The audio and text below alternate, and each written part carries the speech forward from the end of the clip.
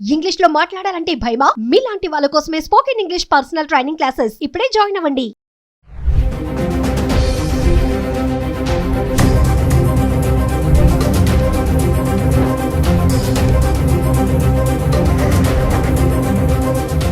Hello viewers, welcome back to Suman TV. ప్రస్తుతం మనతో పాటు ఉన్నారు 20 ఇయర్స్ నుంచి అమెరికాలో ఉంటున్నటువంటి ఎంఎన్సీ ఎగ్జిక్యూటివ్ వీరభద్ర సార్ గారు. సార్తో మాట్లాడండి. నమస్తే సార్. నమస్తే. సార్, మన పిల్లలు చదవడానికి అమెరికా వెళ్ళి అక్కడ ఎందుకు చాకరీ చేస్తున్నారు అంటే, సార్ మీరు అక్కడ ఉంటున్నారు కాబట్టి మీరు అక్కడ సిచ్యువేషన్స్ చూస్తూ ఉంటారు. ఎంఎస్ చేయాలని, అబ్రాడ్ ఎడ్యుకేషన్గా వెళ్ళాలని ఇక్కడ తాకట్టు పెట్టి ఈఎంఐలు కట్టి ఏదో అమ్మేసి చేసి ఎట్లా వాళ్ళని పంపించేస్తున్నారు తల్లిదండ్రులు కూడా. అక్కడికి వెళ్ళిన మన పిల్లలు మరి ఎందుకు ఇలాంటి చిన్న చిన్న దాంట్లో చాకరీ అనే అనుకోవాలా అంటారా? అంటే ఏం చెప్తారు సార్ ఒకసారి? నేను చెప్పేది మీ వ్యూవర్స్కి అంత నచ్చకపోవచ్చు, బట్ ఇది ఒక క్రూడ్ అనాలిసిస్. ఇది అందరికీ వర్తిస్తుందంటే మేబీ నాట్. బాగా ఆస్తిమంతులు, ఆస్తిపరులు, స్థితిమంతులకి ఇది వర్తించకపోవచ్చు, బట్ వాళ్ళు కూడా ఈ విషయాన్ని అక్కడ అబ్జర్వ్ చేస్తుంటారు. ఏంటి అంటే, చాలా మటుకు మన పిల్లలు అమెరికాకి ఐవీ లీగ్ లాంటి టాప్ లెవెల్ స్కూల్స్కి అప్లై చేసి వచ్చేటటువంటి జీనియసెస్ తక్కువ ఉన్నారు. కొంతమంది లేరని కాదు, అలా డైరెక్ట్ అందులో అడ్మిషన్స్ సంపాదించి వచ్చిన వాళ్ళు ఉన్నారు. వాళ్ళు దానికి తగ్గ ఫైనాన్షియల్ ప్రిపరేషన్ తోటి వస్తారు, రావాలి. అవి బాగా ఎక్స్పెన్సివ్. అవి $80,000 $80,000 పర్ ఇయర్ ఆర్ $100,000 వేసుకోండి పర్ ఇయర్ మినిమం ఎక్స్పెండిచర్ ఉంటుంది. 2 ఏళ్ళు మీకు మాస్టర్స్ చేస్తే $200,000. దానికి స్తోమత ఉంటే, మీకు చదువు ఉంది, తెలివి ఉంది, ఆ కాలేజీలో మీకు అడ్మిషన్ వచ్చింది, మీకు స్తోమత ఉంది, రండి. వాళ్ళు వస్తారు, చదువుకుంటారు, they get placed really well. తర్వాత మంచి ఉద్యోగాలు వస్తాయి వాళ్ళకి, and they really enjoy high class life. ఇక నెక్స్ట్ లెవెల్లో majority of our Indian students, ఇది జరగడానికి చాకరీలు జరగడానికి కారణం ఏంటంటే, majority of our Indian students, మనము we are predominantly a lower middle class society, Indian society. కొంత మిడిల్ క్లాస్ ఉండొచ్చు, కానీ అప్పర్ మిడిల్ క్లాస్ చాలా తక్కువ. మనంతా మిడిల్ నుంచి లోవరే. పేచెక్ టు పేచెక్ లైఫ్, ఇవన్నీ ఈఎంఐస్ బేస్డ్ లైఫ్. ఈ పిల్లలు ఇక్కడ అండర్ గ్రాడ్యుయేషన్ చేస్తారు, బిఈ బీటెక్ చేస్తారు. చేసి నాన్న నేను అమెరికాకి వెళ్ళాలి అంటే, మా నాన్న దగ్గర ₹1,00,00,000 లేవు నిన్ను అమెరికాకి పంపించడానికి. అందుకని వీళ్ళు ఏం చేస్తారంటే, వాళ్ళ సీనియర్స్ తోటి మాట్లాడతారు. నువ్వు వెళ్ళావు కదా, నీకెంత ఖర్చు అవుతుంది. వాడు వీడికి మంచి రోజీ పిక్చర్ ఒకటి ఇస్తాడు. ఏంటి అంటే, ఏం లేదురా, నువ్వు ఫస్ట్ సెమిస్టర్ పైసలు కట్టేసుకుని రా, చేతిలో ఇంకొక $1,000-2,000 నువ్వు ఖర్చుకు తెచ్చుకో. నువ్వు ఇక్కడ రాగానే మనం ఏదైనా పార్ట్ టైం సంపాదిద్దాం, దాంతో నువ్వు ఇక్కడ ఫీజు కట్టుకుని నువ్వు ఇక్కడ కంటిన్యూ అవ్వచ్చు. కాబట్టి మీ పేరెంట్స్ని ఒక ఫస్ట్ సెమిస్టర్కి ఫీ మాత్రమే, ఇన్ఫ్యాక్ట్ యూనివర్సిటీలు కూడా ఇన్సిస్ట్ చేస్తాయి, మీరు ఫస్ట్ ఫీ రూపీస్లో మీరు కట్టాలి అని. అంటే రిమోట్గా ఇండియా నుంచే మీరు ఆ ఫీ కట్టాలి. సో ఇక్కడ అమ్మ నాన్నల మీద ప్రెషర్ వేసి అది 10 లక్షల, 15 లక్షల, 8 లక్షల మొత్తానికి వాళ్ళ దగ్గర తీసుకుని ఆ ఫీజు కడతారు. వెళ్ళేటప్పుడు $2,000-3,000 ఖర్చు కోసం, ఇనీషియల్గా ల్యాండ్ అవ్వగానే అవసరాలు ఉంటాయి కదా, అది తీసుకుని వెళ్తారు. ఇది వెళ్ళిన వెంటనే ఈ లోపే ఇక్కడి నుంచి వాళ్ళ సీనియర్స్తో మాట్లాడుకుని ఉంటారు కదా, అన్నా నేను వస్తున్నా, నాకు ఇది కావాలి, ఇది కావాలి అంటే వాడు వచ్చి చెప్తాడు. అలానే వీళ్ళు వెళ్ళంగానే వీళ్ళ ప్రైమరీ ఫోకస్ ఏంటంటే, ఆ యూనివర్సిటీకి వెళ్ళి అక్కడ చదువుకోవాలా, క్లాసెస్ ఎక్కడున్నాయి, రూమ్స్ ఎక్కడున్నాయి, లైబ్రరీ ఎక్కడ ఉంది, ప్రొఫెసర్స్ ఎవరు, టీఎస్ ఎవరు, ఇది ఫోకస్ కాదు. వీళ్ళ ఫస్ట్ ఫోకస్ ఏంటంటే, ఇమ్మీడియట్గా నేను ఒక part time job, it's not a job, so part time work నేను సంపాదించాలి. ఎందుకంటే నెల తిరగకుండా నాకు ఖర్చులు మొదలైపోతాయి. నాన్నకేమో నేను 10 లక్షలు ఫస్ట్ సీడ్ క్యాపిటల్ ఇవ్వు చాలు, తర్వాత ఏం అక్కర్లేదని చెప్పొచ్చాను. కాబట్టి ప్రైమరీ మోటివేషన్ డబ్బు సంపాదించడం మీద పడుతుంది. ఆ డబ్బు సంపాదించడానికి వీళ్ళకి ఉద్యోగాలు రావు అక్కడ. They are not eligible to receive a payment by check from anybody. That is unemployment అనే జాబ్. వాళ్ళకి ఇచ్చేది ఏంటి, ఆడ్ జాబ్స్ దొరుకుతాయి. That too through their friends. Gas స్టేషన్లో వర్క్ చేయడమా, దానికి గ్యాస్ స్టేషన్కి కన్వీనియన్స్ స్టోర్ అటాచ్డ్ ఉంటుందన్నమాట. సో ఆ కన్వీనియన్స్ స్టోర్లో వీళ్ళు క్లర్క్గా కూర్చోవడమా, లేకపోతే రెస్టారెంట్లో సర్వర్స్గా వర్క్ చేయడమా, అలా ఆడ్ జాబ్స్ ఏవో ఉంటాయి ఆపర్చునిటీస్, అవి వీళ్ళు చేయడం మొదలు పెడతారు. ఆయాలుగా కూడా చేస్తారంట కదా సార్, బేబీ సిట్టింగ్ చేస్తారు. మన అమ్మాయిలు కొంతమంది బేబీ సిట్టింగ్ చేస్తారు. అలా రకరకాలుగా ఉన్నాయి పనులు. వాళ్ళందరికీ on an average about $7.50 or $8 or మంచి ఎంప్లాయర్ అయితే $10 వరకు ఇస్తారు. నా ఫ్రెండ్ ఒక అతను ఉన్నాడు, $10 ఇస్తాడు అతను. సో ఈ మెజారిటీ ఆఫ్ ఈ వర్క్, ఈ ఆయా వర్క్ అంటే ఆఫ్ కోర్స్ పిల్లలతోటి ఆ ఓపిక నీ దగ్గర ఉండి నువ్వు వాడిని కొట్టకుండా, ఆ కొట్టింది సీసీ కెమెరాలో పడకుండా నువ్వు ఉంటేనేమో సరే. లేదు ఈ వాళ్ళు మాత్రం పిల్లలతో ఉంటారు కాబట్టి ఆ ఓపిక ఉంటుంది అమ్మాయిలకి అని చెప్పి ఎక్స్పెక్టేషన్ కాబట్టి అది అవ్వచ్చు. మరి ఇటు రెస్టారెంట్స్ కానీ గ్యాస్ స్టేషన్స్లో కానీ వర్క్ చేసిన పిల్లలు కూర్చోడానికి కుర్చీలు ఉండవు అక్కడ. నువ్వు 7 hours 6 hours 8 hours నిలబడి ఉండాలి. వయసు వాళ్ళ వైపు ఉన్న యంగర్ జనరేషన్ అయినా 8 గంటలు ఒక వ్యక్తి నిలబడి ఉన్నాడంటే ఆ తర్వాత వాడు ఎందుకు పనికిరాడు. కాళ్ళు నొప్పులు ఉంటాయి భయంకరంగా. సో వీళ్ళు వర్క్ చేసిన తర్వాత ఇంటికి వెళ్ళి ఏం చేయగలరు? ఏమీ ఉండదు. స్నానం చేసే ఓపిక కూడా ఉండదు, ఒక్కొక్కసారి అన్నం తినే ఇంట్రెస్ట్ కూడా ఉండదు. మహా అయితే 2 బీర్లు తాగి పడుకుంటారు. సో మీరు వచ్చిందేమో అక్కడ స్టూడెంట్గా, మీరు చేస్తున్నదేమో ఈ art job. Me art job becomes your primary focus, your student takes back seat. ఏదో వీక్లీ అసైన్మెంట్స్ ఏదైనా పెడితే అందులో ఇవాళ రేపు ఈ కోవిడ్ టైం తర్వాత కొన్ని కాలేజెస్ ఏం చేసేసాయంటే, మీకున్న 5 సబ్జెక్ట్స్లోంచి ఒక సబ్జెక్ట్కి మాత్రము వారంలో ఒక్కసారి కాలేజీకి రావాలి, మిగిలినవన్నీ మీరు రిమోట్గా ఆన్లైన్లో చూసుకోవచ్చు అని చెప్పి కొన్ని ఉన్నాయి ఫెసిలిటీస్. దాన్ని మనం పరిపూర్ణంగా అడ్వాంటేజ్ తీసుకుని ఆ ఒకదానికి మాత్రమే వెళ్ళి రావడము, మిగిలినంతా రిమోట్గా చూసుకోవడం, మన ఓన్ టైంలో ఆ క్లాసెస్ వాచ్ చేసుకోవచ్చు. కాబట్టి వాటికి రిలేటెడ్ ఎక్సర్సైజెస్ ఏవైతే ఉన్నాయో సబ్మిట్ చేసుకోవడము, ఒక కాగితం ఎంఎస్ సంపాదించుకుంటాం. కానీ ఎంఎస్లో నువ్వు నేర్చుకున్నది ఏముండదు అక్కడ. ఎందుకంటే నీ ప్రైమరీ ఫోకస్ అంతా కష్టపడడంతో సరిపోయింది. ఆ కష్టపడిన తర్వాత వచ్చిన నీరసంతో సరిపోయింది. ఆ నీరసం తర్వాత పడుకున్న దాంతో సరిపోయింది. నీకు చదువుకునే టైం ఎక్కడుంది? దానివల్ల జీవితం ఏమైపోతుంది అంటే, నువ్వు స్టూడెంట్ అన్న పేరుతో వస్తావు కానీ ఈ నాన్ స్టూడెంట్ రిలేటెడ్ వర్క్ అంతా చేసి ఈ ఒకసారి డబ్బు సంపాదించడం మొదలుపెట్టాక మరి కోరికలు కూడా ఉంటాయి మనిషికి. అది న్యాచురల్ ప్రాసెస్. అది కోరికలు అంటే ఒక కారు కొనుక్కోవాలనో, లేదంటే మంచి ఫోన్లు కొనుక్కోవాలనో, లేదంటే ఇంటికి పైసలు పంపించాలనో. ఎందుకంటే వాళ్ళకి ఎక్స్పెక్టేషన్ ఉంది. వాళ్ళకి చెప్తావు కదా, నువ్వు నేను పని చేస్తున్నా, ఇక్కడ పైసలు సంపాదిస్తున్నా అని. సో వాళ్ళకి ఎక్స్పెక్టేషన్ ఉంటుంది, అక్కడ పంపించాలి వెనక్కి. ఈ వెనక్కి పంపించాలనే ఒక బాధ్యత మీద పడంగానే మరింత స్ట్రెస్, ఇంకా తప్పదు నేను పని చేయాలనే ఎలా అయినా సరే లోకి వస్తుంది జీవితం. చివరికి ఈ పనికిరానికి సర్టిఫికెట్ ఒకటి ఉండి దానివల్ల ఉద్యోగం రాక ఈ సైడ్ జాబే మెయిన్ జాబ్ అయిపోయి ఇందులోనే మమేకం అయిపోయి ఇది ఇల్లీగల్ అని తెలిసి కూడా దాంట్లోంచి బయటికి రాలేని పరిస్థితి వచ్చేసి చివరికి ఈ ట్రంప్ లాంటి మహానుభావుడు రాగానే మనము భయపడడం మొదలు పెడతాం. ఇదంతా చేసింది ట్రంప్ కాదు పాపం, మనమే.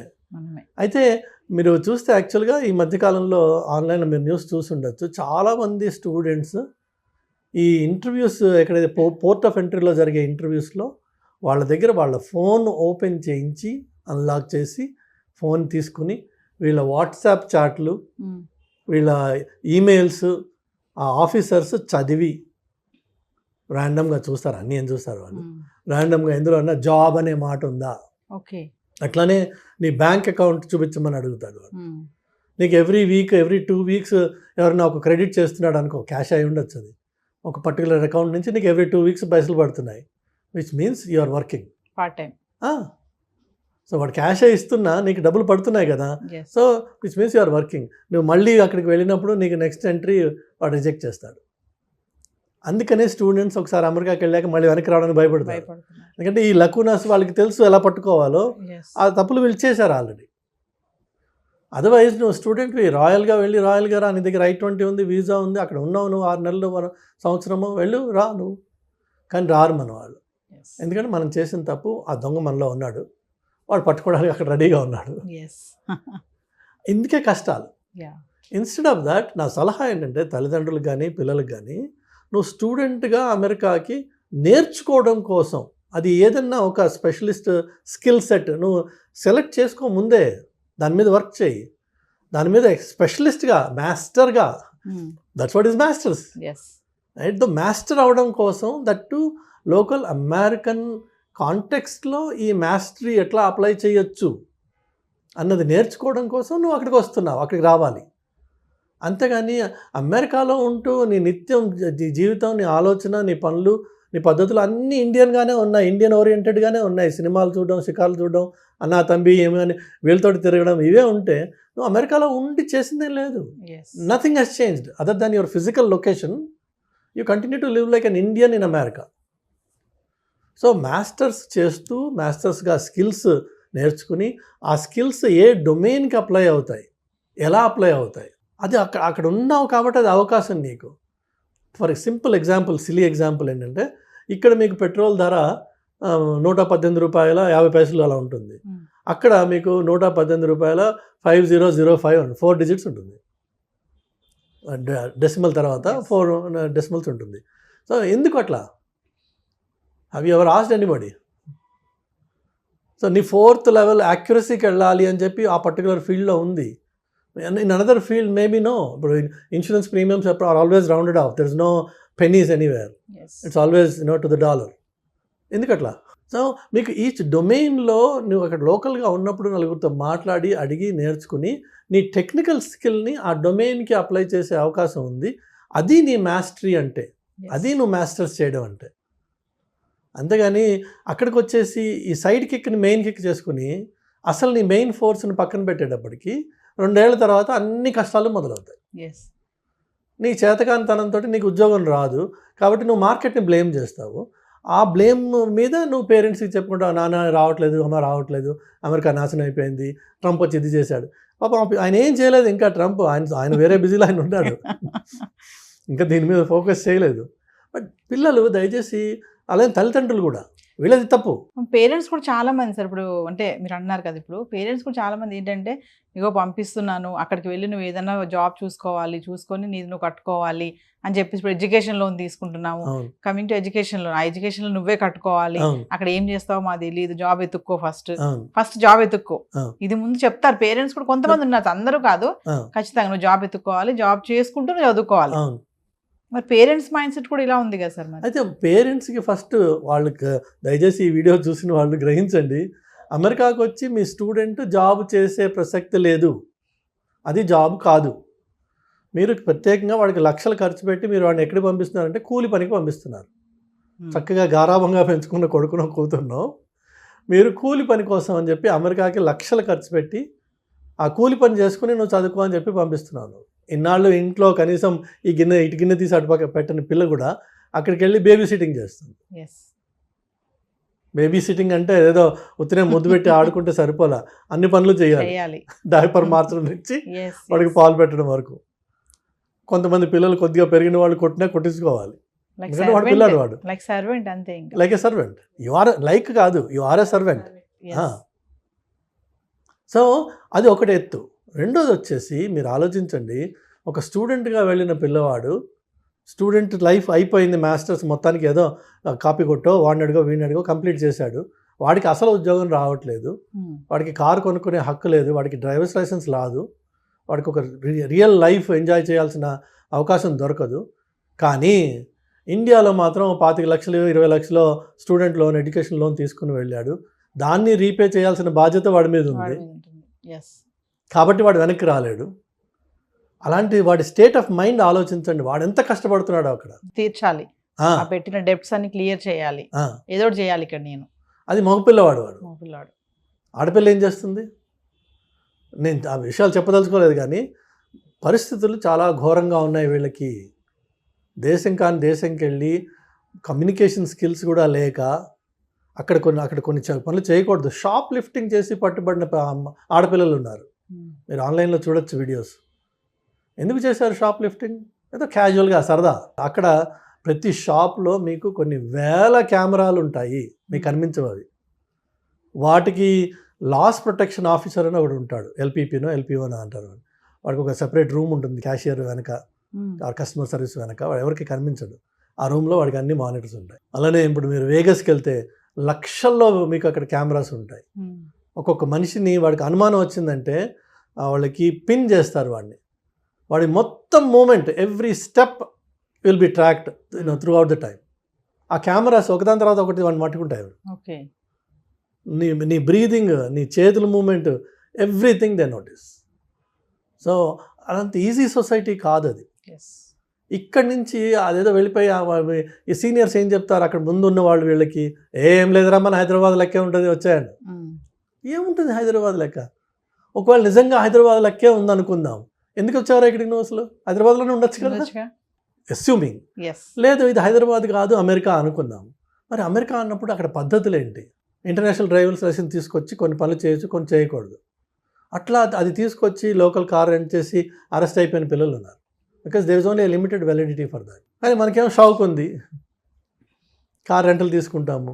లేన్ చేంజ్ చేయడం అనేది ఇండియాలో మనకు అసలు అలవాటే లేదు. ఇక్కడ లేన్ చేంజ్ అయితే క్యాజువల్, లేన్ మనకి సంబంధం లేదు, డ్రైవ్ చేస్తుంటాం, లేన్ వస్తూ ఉంటాయి అక్కడ. అక్కడేమో లేన్ చేంజింగ్ ఒక డిసిప్లిన్ ఉంది, మనకి ఇక్కడ అలవాటు లేదు. నీ దగ్గర డ్రైవర్స్ లైసెన్స్ ఉంది కానీ నీకు రోడ్ రూల్స్ తెలియవు. తెలియనప్పుడు నువ్వు రోడ్ రూల్స్ తెలియకుండా ఆ రోడ్డు మీద డ్రైవ్ చేస్తే నువ్వు ఆటోమేటిక్గా you will be in trouble. First day second day కాకపోవచ్చు, థర్డ్ డే మేజర్ ట్రబుల్లోకి వెళ్ళచ్చు. ఆ ఒక్క తప్పు నీ జీవితాన్ని మొత్తం మార్చేస్తుంది ఒకసారి. ఎందుకంటే అమెరికాలో సార్ నేను స్టూడెంట్ని నన్ను వదిలేసేయండి అంటే వాడు వదలడు. నువ్వు క్రైమ్ చేసావు, you have to pay for it, plain and simple. Judge కూడా మిమ్మల్ని కొన్ని విషయాల్లో ప్రొటెక్ట్ చేయలేడు, బికాజ్ ఫెలనీ క్రైమ్స్ అని ఉంటాయి, వాటికి మినిమం పనిష్మెంట్ ఉంది. Judge has to give it between 5 to 15 అంటారు. So judge has to give minimum 5 కంటే తక్కువ ఇవ్వలేడు ఆయన, 15 కంటే ఎక్కువ ఇవ్వలేడు.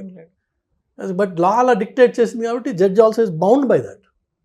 మనకి ఇక్కడ ఏదో మేనేజ్ చేద్దామన్నా, వాడికి ఫోన్ చేద్దామా, వీడికి ఫోన్ చేద్దామా, నీకు ఈ లైఫ్ నుంచి వచ్చి నువ్వు ఆ లైఫ్లో అది నేర్చుకోకుండా అక్కడ తప్పు చేసావు అనుకో, మైనర్ అమ్మాయిల్ని if you try to reach them through any means can put you behind bars for good. ఆ అమ్మాయి చూడడానికి 18-20 ఏళ్ళ అమ్మాయిలా ఉండొచ్చు, నీకు తెలియదు ఆ పిల్ల 13 అయి ఉంది. ఏమన్నా కెలికావు, లైఫ్ గాన్. అమెరికన్ జైల్లో 50% పైన వాళ్ళే ఉంటారు. 50% పైన అమెరికన్ జైల్లో ఇట్లా అది వాళ్ళ కన్సెంట్ ఏజ్. ఈ మైనర్స్ని సెక్షువల్గా అబ్యూస్ అటెంప్ట్ చేసిన వాడు ఇంకా అబ్యూస్ చేయకపోవచ్చు, అబ్యూస్ చేసిన వాడు ఉండొచ్చు, అటెంప్ట్ చేసిన వాడు కూడా will get punishment in jail. నీకు ఇవన్నీ తెలియవు అక్కడ. సో మనం వెళ్ళినప్పుడు ముక్కుసూటిగా స్టూడెంట్గా వెళ్ళాను, స్టూడెంట్గా ఉండాలి, స్టూడెంట్గా నేర్చుకోవాలి, ఈ కొత్త సొసైటీలో నేను బాగుపడాలి అనే ఉత్సాహంతో పిల్లలు వెళ్ళాలి. ఆ ఉత్సాహంతో 2 ఏళ్ల పాటు వాళ్ళ మీద వాళ్ళు పూర్తిగా ఇన్వెస్ట్ చేసి become a real master in something. అప్పుడు ఆ మాస్టర్స్ డిగ్రీకి అర్థం ఉంది, ఉత్తి కాగితం ముక్కకి అర్థం లేదు. సార్ ఫైనల్గా మా పేరెంట్స్కి ఏమైనా చెప్తారా సార్? పేరెంట్స్ దయచేసి మీ పిల్లల్ని పంపించదలుచుకుంటే మీకు ఫైనాన్షియల్ కేపబిలిటీ ఉంటే పంపించండి. అంటే 2 ఏళ్ల పాటు అతను కోర్స్ చేసేదానికి నువ్వు కంప్లీట్గా ఫైనాన్స్ చేయగలవా? 2 ఏళ్ల పాటు అతను లేక ఆమె హాస్టల్లో ఉండి కాలేజ్ క్యాంపస్లో ఉంటూ మంచి స్టూడెంట్గా ఒక లైబ్రరీలో మ్యాక్సిమం టైం స్పెండ్ చేస్తూ అవకాశం దొరికితే కాలేజ్ క్యాంపస్లోనే 20 hours అది అవకాశం దొరికితే, కండిషనల్ అది కాదు. దొరక్కపోయినా నేను నా పిల్లాన్ని ఫండ్ చేయగలను అంటే పంపించు. అంతేగాని ఈ నాకు ఫస్ట్ 10 లక్షలు 5 లక్షలు పెట్టు, నేను మిగిలిన అక్కడ చూసుకుంటాను అని వెళ్తే పిల్లలు విపరీతంగా కష్టపడతారు, మానసికంగా చాలా కష్టపడతారు, చెప్పుకోలేక కష్టపడతారు, విపరీతమైన ప్రెషర్స్ వాళ్ళకి. అనవసరంగా మనం తీసుకెళ్ళి వాళ్ళని ఒక నరకంలో తోసిన వాళ్ళం అవుతున్నాం. ఈ సిచ్యువేషన్ ఇంకా చెడుతుందే తప్ప అది ట్రంప్కి మీరు ఆపాదించవచ్చు. అన్ఫార్చునేట్గా పాపం ఆయన చేసింది ఏం లేదు ఇందులో. పాపం వల్ల వచ్చింది ఏంటంటే మన అప్రోచ్లో వచ్చిన పాపం ఇది. దానివల్ల ఈ సిచ్యువేషన్ ఇంకా చెడుతుంది. ఇప్పుడు ఒక ఊర్లో ఎన్ని రెస్టారెంట్స్ ఉంటాయమ్మా, ఎన్ని లక్షల మందికి వాళ్ళు ఉద్యోగాలు ఇవ్వగలరు? నీ ఫస్ట్ ఇయర్ స్టూడెంట్ ఉన్నాడు కదా అక్కడ, ఆల్రెడీ అక్కడ వర్క్ చేసిన వాడు, ఇప్పుడు కొత్తగా స్టూడెంట్ వచ్చాడు, అదే రెస్టారెంట్లో వాడికి ఏమి ఇస్తాడు? రెస్టారెంట్స్ అయితే పెరిగిపోవట్లేదుగా నీ స్టూడెంట్స్ లాగా, కానీ ప్రతి సంవత్సరం 10,000 మంది దిగుతున్నారు ఒక టౌన్లో. ఎంతమందికి వస్తాయి ఉద్యోగాలు? సో ఇందులో కొంతమందికి వస్తాయి, కొంతమంది రావు. రానివాడు ఏం చేయాలి మరి? ఇప్పుడు హీనంగా బతుకుతున్నారు మన పిల్లలు. దానికి తల్లిదండ్రులు సహకరించి వాళ్ళని పంపిస్తున్నారు అక్కడికి. దయచేసి పంపించకండి. మీ దగ్గర ఆర్థిక స్తోమత ఉంది, మీ పిల్లవాడికి అంత తెలివి ఉంది, వాడు మంచి స్టూడెంట్, ఇక్కడ చదువుకున్నాడు, వాడికి ఫోకస్ ఉంది, అక్కడికి వెళ్తే మరింత బాగుపడతాడు, నేను దాన్ని ఫండ్ చేయగలను, నా దగ్గర డబ్బులు ఉన్నాయి, ఇల్లు అమ్మైనా సరే నేను వాడిని పంపిస్తా, ఇదే నా ధ్యేయం, వండర్ఫుల్, చెయ్యి. అంతేగాని బిడ్డ నేను 20 లక్షలు తీసుకొచ్చా, నేను ఈ 20 లక్షలే నీకు తీసుకెళ్ళు, నువ్వేం చేసుకుంటావు చేసుకో, అక్కడ తర్వాత నుంచి నీదే లైఫ్ అని పంపించొద్దు. పంపిస్తే వాళ్ళు చాలా చాలా చాలా చాలా కష్టపడతారు. నరకానికి మీరు డోర్ ఓపెన్ చేసిన వాళ్ళు అవుతున్నారు. చేయకండి ప్లీజ్.